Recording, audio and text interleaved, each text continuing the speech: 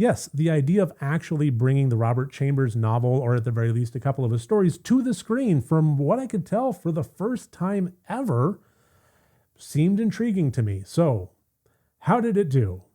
Not great. Hello and welcome to Rotted Reviews, and today I'm going to be talking a little bit about a movie that I wanted to like more than I did, based on a book that I wanted to like more than I did.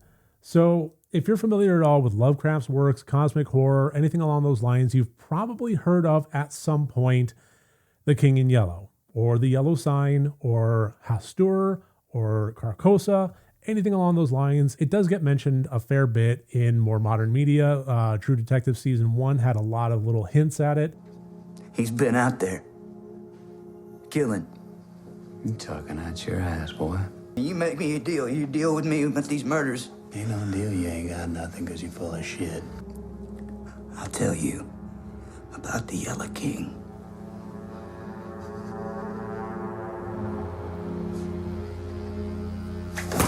You say what? But here's the thing, is that's not a Lovecraftian invention. In fact, the first mentions of the King in Yellow and the Yellow Sign and so on and so forth were written by Robert Chambers in 1895 in his short story collection, The King in Yellow. Lovecraft then read that and was very inspired by it, loved the writing style, loved everything about it, and incorporated some of the verbiage into his mythos and his world, albeit not quite as much as I think a lot of people expect. The only mentions that Lovecraft ever incorporated into his work of Hastur, Carcosa, so on and so forth, was in his short story of The Whisperer in the Darkness. And even that was only a few brief little mentions.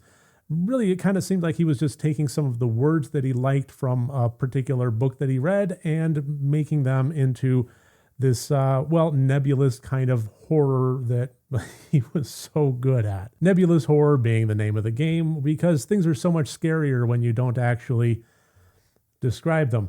So I say this as a Lovecraft fan, separating art from artist. I was a big fan of his works. I still am, but I've never actually read The Whisperer in the Darkness. I have read a good portion of The King in Yellow, but I think I came into it with a little bit of a different expectation than what the book actually provided. It was an interesting read in terms of the repair of reputations and the pseudo-futuristic fascist take on what America could become in the 1920s, which at that point in the writing was, 25, 30 years in the future. But it really didn't grab me as much as I was hoping for, and I never actually finished the book. So I came across this movie. It's available on Tubi TV in America. I don't know about elsewhere. But from what I could tell, it was a fairly indie, low-budget production that was trying to capture the spirit, the storylines, etc. of the first couple stories within the Robert Chambers 1895 novel. And that alone really drew me in.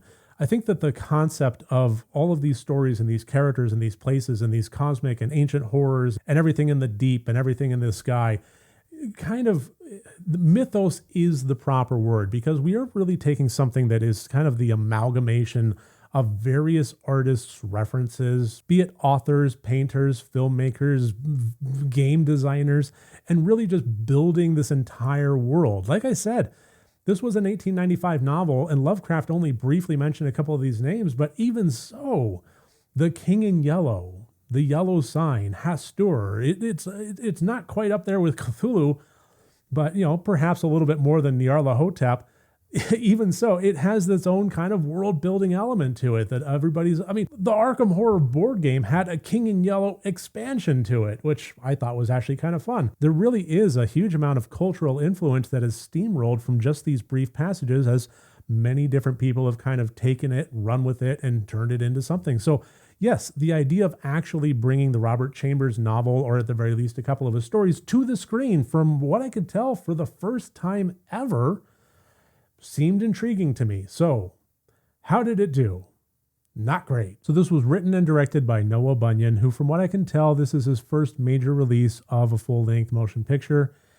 And again, I really wanted to like this more than I did, and that's taking the budget and keeping it firmly on the table. I don't mind low-budget productions. I actually quite enjoy them. I find a lot of inspiration from the creativity that can arise from filmmakers that are really overextended and out of their depth, but just really trying to make something unique and interesting with having no money behind them to actually pull it off. And on one hand, the world of micro-budget filmmaking and the creative process has gotten a lot better because the technology is accessible. A lot of us can produce essentially what has come down to fairly decent looking motion pictures with pretty much whatever we have on hand. On the other hand, it's almost gotten worse. And it's an interesting thing to kind of see. Thinking back to the micro budget films of yesteryear and kind of hearkening to the Sam Raimi Evil Dead, and even before that, the films that he was making with just a 16 millimeter camera and a group of friends taking every weekend an opportunity to just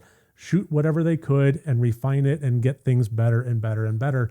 And it seems like that step might be getting missed more and more. When it comes to The King in Yellow, as I sat there watching this 96-minute long movie, the one inescapable thought that just kept plowing through my brain was, I am watching essentially a student film. I'm watching a 96-minute film that is a thesis for something and not actually a movie that is ready to be put in the world as part of a commercial production or commercial distribution. As generously and forgivingly as I can put it, while also being fully honest with my viewers, everything just needed more time, more work, more effort, more refinement. Everything needed more practice. The sound design, the camera work, the music, the acting, the script itself, everything just needed more refinement. There were parts where you had two characters in a scene and one could barely be heard while the other was blasting the speakers out. Is your brother out there in the park? He said he was coming to visit. Yes. I think I saw him somewhere around there. But let us rejoice! There were scenes that were shot at night that looked fairly decent, and then there were other scenes shot at night that were just absolutely terribly lit, grainy, and muddled. And the only thing I can think is that a little bit of extra time needed to be taken for test shots. The acting just needed more time, needed more refinement, needed more takes before you get something that was actually delivered properly. The script needed more rewrites, needed more drafts, needed more eyeballs put on it with an actual red pen going over things. It felt like there was a lot of reverence that was taken for the source material. There were some of the attributes of the unreliable narrator that were incorporated into Robert Chambers' work that were put forth on screen and were kind of fun to see in their own weird way. But at the same time, then we would have scenes that were just drawn out nothingness for 5 minutes. And that made for a really tough movie to sit through.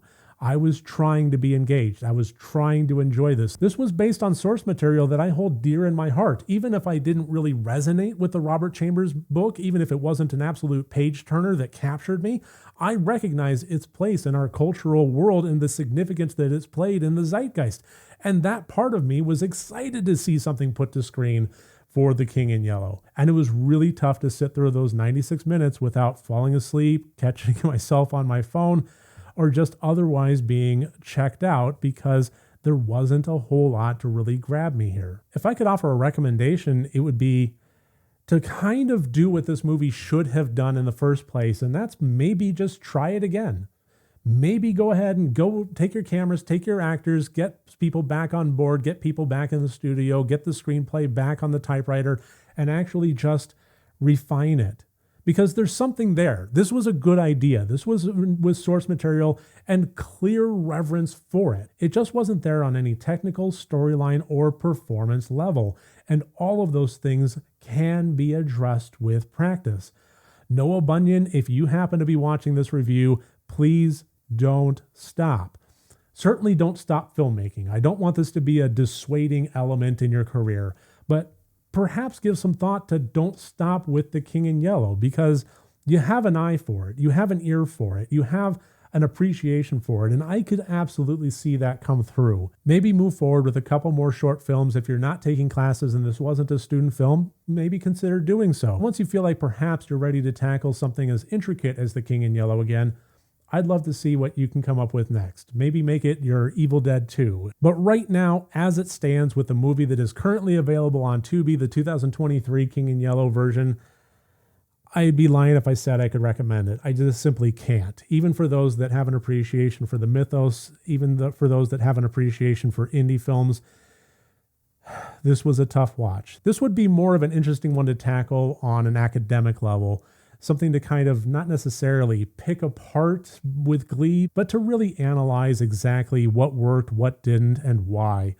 So that's about the best I can really do. I can't recommend it any further than that. What are your thoughts on cosmic horror? What are your thoughts on the Lovecraftian world and the King in Yellow and True Detective Season 1? Just leave comments. Let me have it. I'd love to read them. Beyond that, I think I'll go ahead and sign this off. So thank you again for joining me. I'll look forward to seeing you on the next review. And remember, next time you want to watch a horror movie, first make sure that it's good and rotted.